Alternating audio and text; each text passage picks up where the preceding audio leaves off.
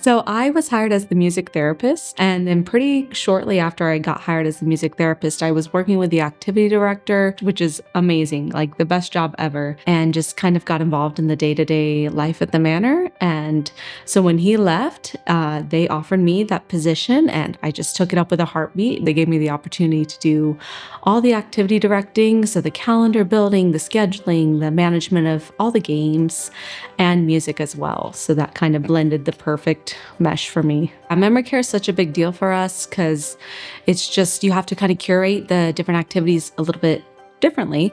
We really try to manage different cognitive levels. For our memory care folks, a lot of the times they can't tell me what they need. So it's a little bit more of a puzzle.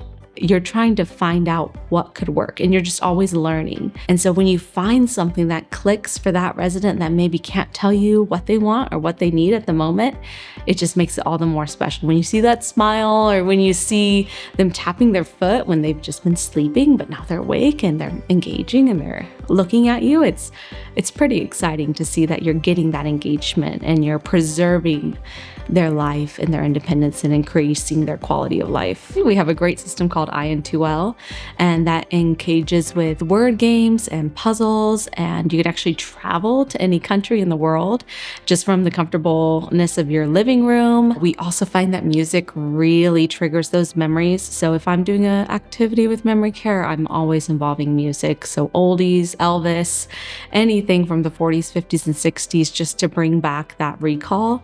We'll even go back to folk songs, because even someone that's nonverbal will tap their foot, move around, start dancing. We can get that engagement. One of the ladies, she was here almost when the building opens, and she did have mild cognitive impairment. She did eventually end up in memory care, but she was able to participate in fitness because it was part of her routine. She was just so used to getting up, doing a quick workout. That was just her jam. That was just something that was normal for her. And so it kind of helped her preserve that part of her, that piece of her. The other piece of her was music. So even along the lines of, as she got older and as her disease progressed, she did lose a lot of her speech. But a lot of times, if you would play her one of her favorite familiar songs, her voice would pop out and she could sing "You Are My Sunshine." So it was just sweet to watch that even though the disease was changing her body, changing her mind, she was still there and she could still participate in things that she loved to some extent. And that was just so cool. I just loved watching that. I love this job. It's way more than a job. It's wow. Just you get to experience personal connections with each of these 200 residents.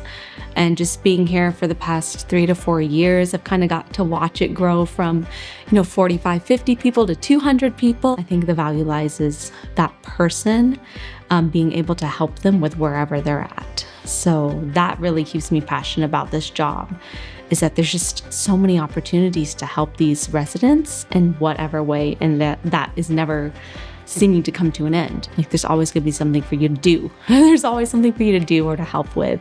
My name is Acadia Rosas, and I am the Lifestyle Engagement Director at the Manor Village.